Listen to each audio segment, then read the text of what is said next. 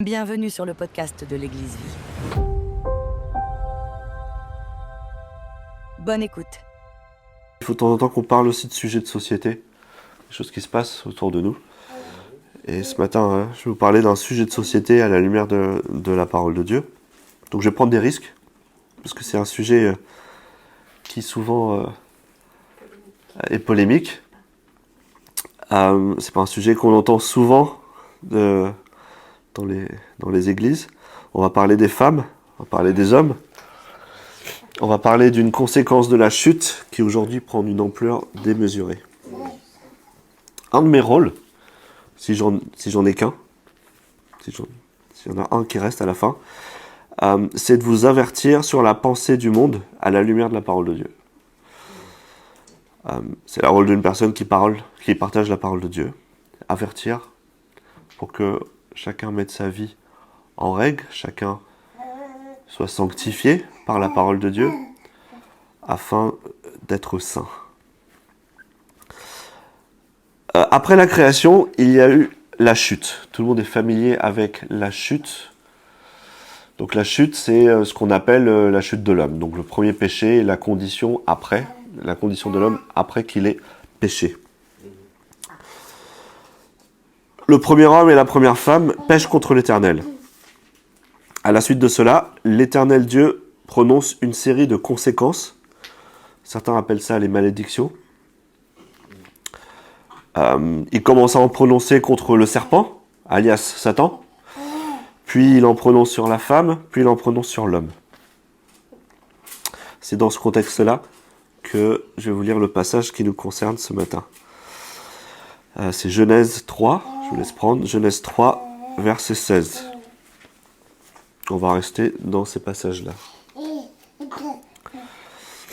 Genèse 3, verset 16. C'est pas Jean 3, 16, mais Genèse 3, 16.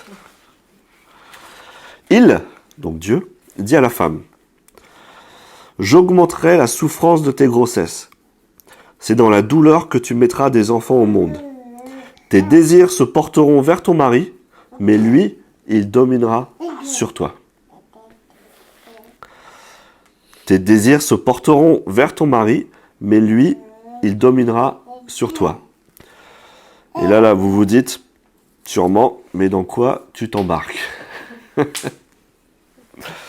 Oui, c'est un sujet difficile, mais ça mérite qu'on aille creuser dedans et savoir ce que ça veut dire, parce que ce n'est pas rien comme passage.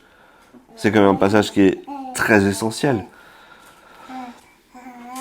Donc quelque chose se passe ici, et ce quelque chose explique en grande partie la déchéance de notre société à travers l'explosion, d'une manière négative, de la famille, de la place de chacun dans la famille, dans le foyer.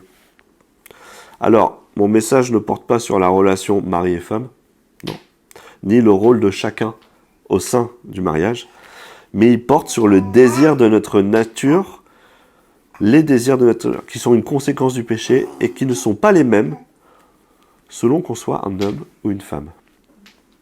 Donc, que veut dire ce passage? Quelles sont ses implications? C'est ma première partie. Première partie, comment c'était avant la chute? Pour ça, j'aimerais qu'on lise Genèse 1, c'est une page avant, ou deux. Genèse 1, 26, 31. Je vais le lire. Genèse 1, de 26 à 31.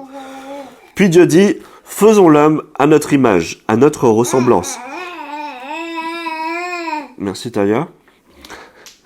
« Qu'il domine sur les poissons de la mer, sur les oiseaux du ciel, sur le bétail, sur toute la terre et sur tous les reptiles qui rampent sur la terre. » Dieu créa l'homme à son image, il le créa à l'image de Dieu. On a compris. Il créa l'homme et la femme. Dieu les bénit et leur dit, « Reproduisez-vous, devenez nombreux, remplissez la terre et soumettez-la. Dominez sur les poissons de la mer, sur les oiseaux du ciel et sur tout animal qui se déplace sur la terre. » Dieu dit aussi, « Je vous donne toute herbe à graines sur toute la surface de la terre, ainsi que tout arbre portant des fruits avec pépins ou noyaux. Ce sera votre nourriture. » À tout animal de la terre et à tout oiseau du ciel, à tout ce qui se déplace sur la terre, à ce qui est animé de vie, je donne toute herbe verte pour nourriture. » Et cela se passa ainsi. Dieu regarda tout ce qu'il avait fait, et il constata que c'était très bon. Il y eut un soir, il y eut un matin, ce fut le 6e jour. Ok. Ici, qu'est-ce qu'on apprend sur comment c'était avant la chute? Dominer ensemble sur la création. Dominer ensemble, hommes et femmes, sur la création. Et ça, Dieu dit que c'est bon. Très bon. Donc quand Dieu dit que quelque chose est bon, c'est bon. Il n'y a plus rien à ajouter. C'est très bon. Ok? Ça, c'est ce qu'on apprend là. Genèse 2, 20 à 24.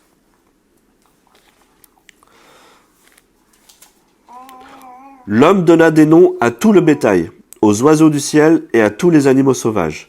Mais pour lui-même, il ne trouva pas d'aide qui soit son vis-à-vis. Alors l'Éternel Dieu fit tomber un profond sommeil sur l'homme qui s'endormit. Il prit une de ses côtes et referma la chair à sa place. L'Éternel Dieu forma une femme à partir de la côte qu'il avait prise de l'homme et l'amena vers l'homme. L'homme dit, « Voici cette fois celle qui est faite des mêmes os et de la même chair que moi. On l'appellera femme parce qu'elle a été tirée de l'homme. » Donc en hébreu, femme c'est Isha, homme c'est Ish. Donc Isha, c'est tiré de Ish. On rajoute quelque chose. C'est pourquoi l'homme quittera son père et sa mère et s'attachera à sa femme, et ils ne formeront qu'un. Alors, qu'est-ce qu'on apprend ici sur comment c'était avant la chute? Ils ne font qu'un, même eau, même chair, et ensemble ils ne font qu'un, et ils dominent ensemble sur la création. Et ça, Dieu dit que c'est très bon. Donc quand on arrive au passage qui nous intéresse, tes désirs se porteront vers ton mari, mais lui, il dominera sur toi, on se dit, mais qu'est-ce qu'il s'est passé si on ne sait pas entre deux? Qu'est-ce qui s'est passé? La chute a introduit une brisure, une rupture de l'harmonie, une désorganisation, une corruption de la création de Dieu que lui avait jugée bonne. Donc la chute introduit une brisure. Quelque chose se passe, il y a un changement. La deuxième partie, que veut dire ce passage? Et quel passage? Tes désirs se porteront vers ton mari. On va juste prendre ça. D'accord? Une première lecture en français, comme ça, on lit notre Bible, et on se dit, qu'est-ce que ça veut dire? Nous pousse à dire que les désirs de la femme, c'est son regard. Elle se tourne vers son mari, on se dit que c'est une bonne chose. Elle l'aimera, elle portera un regard de soutien, un regard d'amour. Elle désirera son mari, un regard de tendresse. On peut dire, la première lecture, on va dire, c'est ça que ça veut dire. Elle va regarder son mari, regard de tendresse. Tes désirs se tourneront vers ton mari. C'est beau. C'est pas du tout ça que ça veut dire. D'ailleurs, si on prête un petit peu, pas besoin de faire des grandes études, un petit peu attention au contexte, on réalise qu'on est dans une suite de malédictions, là, qui sont une conséquence de la chute. Donc une conséquence du péché serait que la femme aime son mari? Bof. Non, il y a un problème. Quand il y a un problème, quelque chose qui nous tracasse, ça veut dire qu'on doit aller regarder plus près, on doit aller plus loin. Une traduction plus littérale du passage serait « Et vers ton mari, vers ton homme, ton désir ». C'est ça que ça... Voilà, nous on a rajouté des mots pour qu'une compréhension plus simple, mais ça serait ça. Pour comprendre la réalité de ce passage, nous devons rechercher quand cette même expression, avec ces mêmes mots, sont utilisés ailleurs dans la parole de Dieu, regarder son contexte, faire des comparaisons. C'est ce qu'on appelle une analyse textuelle. On va faire ça, ça va être très simple. Et il se trouve qu'on n'a pas besoin de chercher bien loin, car la parole de Dieu est parfaite et qui ne nous laisse jamais dans l'ignorance trop longtemps. C'est le chapitre suivant. Je vais vous demander d'aller dans Genèse 4, de 6 à 7. Pendant que vous y allez, je vous dis, c'est dans ce passage-là, on parle de Caïn et Abel. Vous connaissez l'histoire de Caïn et Abel.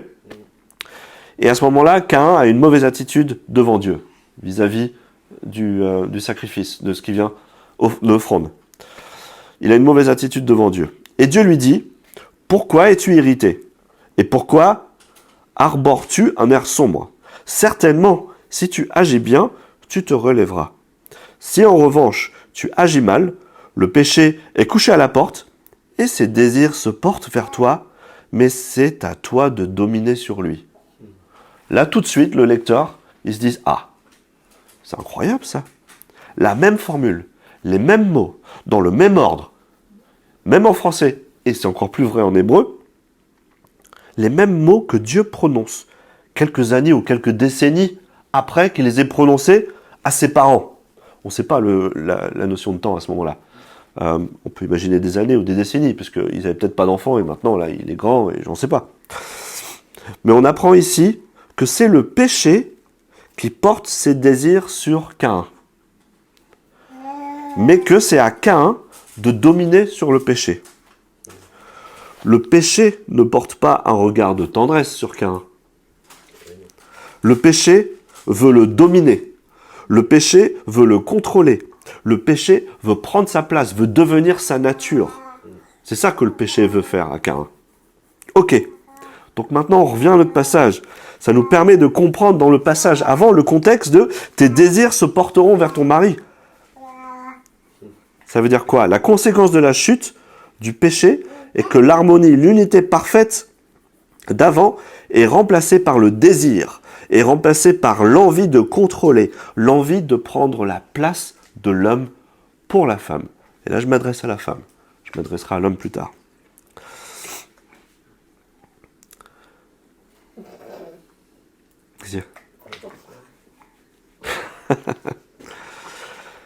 C'est une conséquence que Dieu prononce sur la femme. La femme Ève, la première femme, et toutes les femmes qui vont suivre jusqu'à aujourd'hui, cette caractéristique va faire partie de leur nature pécheresse. Je n'ai pas besoin de vous expliquer le contexte d'aujourd'hui, le féminisme. Pas celui de vouloir avoir une cohérence vis-à-vis d'une certaine discrimination de salaire et tout ça. Je ne parle pas de ce féminisme-là. Oui, il faut qu'on ait une certaine égalité. Je ne suis pas en train de parler de ça. Je suis en train de parler du féminisme contre l'homme. La femme qui veut prendre la place de l'homme. La femme qui veut être tout ce que l'homme représente, toute sa nature.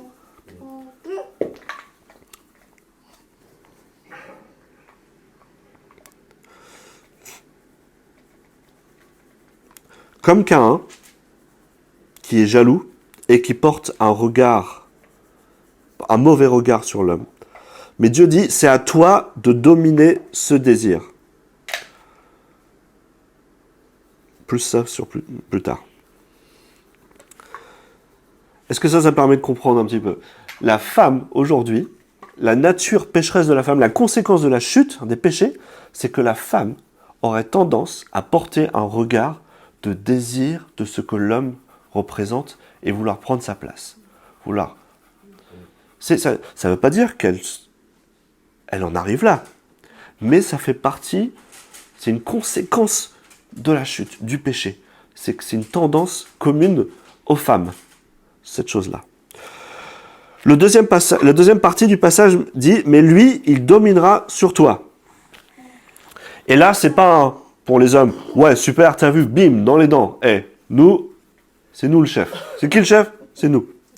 Non. Ce qui est une malédiction pour la femme est une malédiction pour l'homme. C'est aussi une conséquence du péché. À l'origine, les deux, dans une unité parfaite, dominent la nature. L'homme qui domine la femme est une corruption de l'harmonie initiale.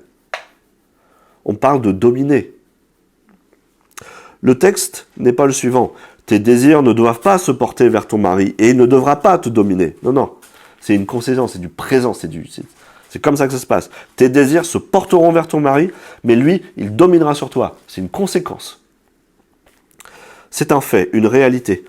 Et comme les femmes qui doivent se battre contre cela, l'homme doit aussi combattre cette domination. Et on ne la combat pas en laissant la femme dominer.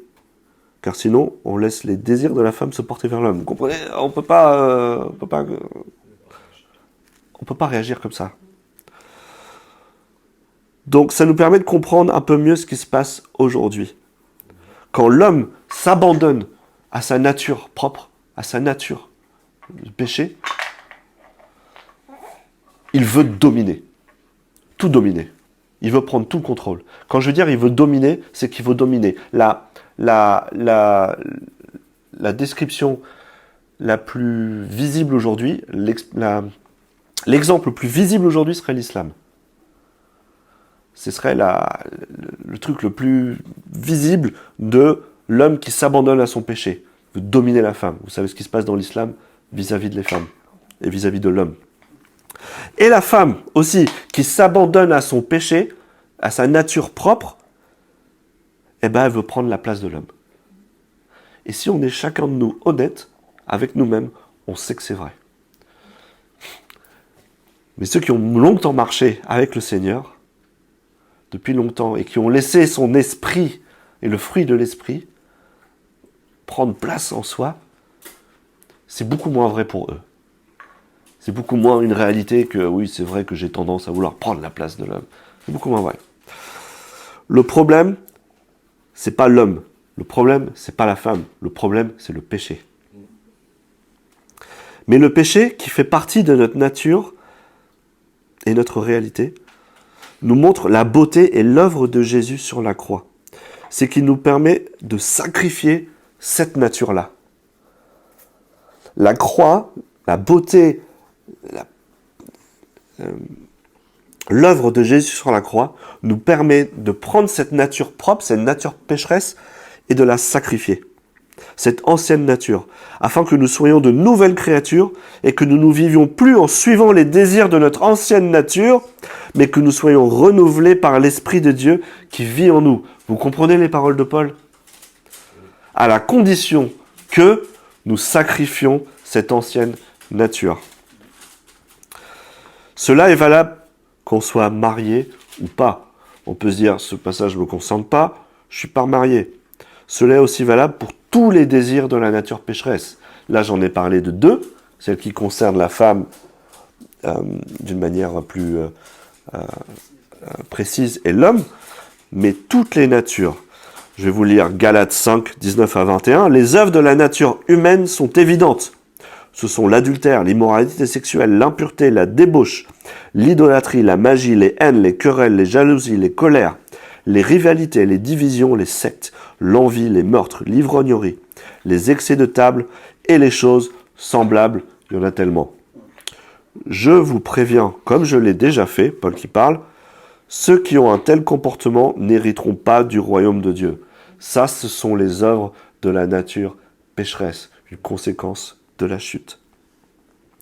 Le péché est couché à la porte et ses désirs se portent vers toi. Mais c'est à toi de dominer sur le péché. Homme, c'est à toi de dominer cette envie de contrôle, de domination, de tout ce qui va avec. Et femme, c'est à toi de dominer ce désir de vouloir prendre la place de l'homme, la nature de l'homme, prendre son contrôle.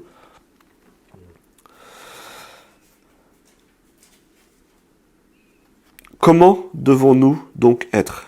Et ça, c'est ma dernière partie. Paul nous aide heureusement à naviguer cette difficulté. Dans sa lettre, dans une de ses lettres, et celle qui est très mal comprise aujourd'hui, mais je vais seulement parler de la conclusion de cette lettre, c'est Éphésiens 5, verset 33. C'est la lettre, en effet, qui dit « Femmes, soyez soumises à vos maris, hommes, aimez-moi ». C'est cette lettre. C'est une lettre qu'on a du mal à lire. Mais la conclusion de tout ce que Paul dit dans ce passage-là, y compris ces mots, c'est ceci. Éphésiens 5, 33. Du reste, conclusion en gros, ça veut dire, de tout ce que j'ai dit, du reste, que chacun de vous, parlons aux hommes, aime sa femme, comme lui-même, et que la femme respecte son mari. Il ne dit pas la même chose à l'homme qu'à la femme. Est-ce qu'il ne serait pas en train de répondre à ce qui se passe dans la Genèse ? Il ne conseille pas la même chose à chacun parce que chacun n'est pas tenté par la même chose. Pour la femme, aimer son homme, c'est quelque chose d'extrêmement naturel. C'est quelque chose qui est beaucoup plus naturel pour une femme d'avoir l'amour sentimental, d'avoir la tendresse, d'avoir ces choses-là vers un homme. C'est quelque chose, et ça on le voit dans notre société, on sait que les femmes ont beaucoup plus tendance à avoir ça d'une manière naturelle, mais pas l'homme. L'homme, c'est pas forcément sa première nature d'avoir cet amour sentimental. Donc Paul dit, hommes, aimez vos femmes, l'inverse de la dominer. Quand tu veux, si t'aimes, tu ne domineras pas. C'est l'inverse. Et il dit aux femmes, respecte ton mari. Parce que si tu le respectes, tu ne voudras pas prendre sa place. Et c'est pas la même chose. Il dit pas, femmes, aimez vos maris. Même si c'est quand même sous-entendu, on le sait. Parce que c'est quelque chose d'inné chez la femme. Il dit pas à l'homme, respecte la femme. Il dit, homme, aime ta femme. Et femme, respecte ton mari. Ces paroles-là nous permettent de comprendre pourquoi. C'est pas exactement la même chose qu'il conseille. Donc je conclurai en disant, ne vivons plus selon les désirs de notre ancienne nature. Et dans la lettre aux Galates que j'ai commencé à lire en disant les œuvres de la nature sont évidentes et toutes les mauvaises choses que j'ai citées, au verset 22, Paul continue. Mais le fruit de l'esprit, c'est l'amour, la joie, la paix, la patience, la bonté, la bienveillance, la foi, la douceur, la maîtrise de soi. Contre de telles attitudes, il n'y a pas de loi. Ceux qui appartiennent à Jésus-Christ ont crucifié la nature propre, la nature pécheresse, celle qui est la conséquence de la chute, la nature propre avec ses passions et ses désirs. Tes désirs se porteront vers ton mari. Avec ses désirs, si nous vivons par l'esprit, laissons-nous aussi conduire par l'esprit. Ne soyons pas vaniteux en nous provoquant les uns les autres, en nous portant envie les uns aux autres. N'est-ce pas merveilleux ? Paul nous dit là, il y a une conséquence de la chute, c'est le péché, et vous le savez. Et du coup, à cause de ça, vous avez une nature pécheresse. Vous naissez avec une nature pécheresse. Mais vous n'êtes pas obligé de vous abandonner à cette nature pécheresse. Vous pouvez obtenir le fruit de l'esprit qui va vous permettre de sacrifier cette nature propre. Vous sacrifiez ses passions, vous pouvez sacrifier ses désirs. Et en échange de ce sacrifice, je vous donne des bonnes choses. Le fruit de l'esprit. Amen. Vous venez d'écouter le podcast de l'Église Vie. À bientôt.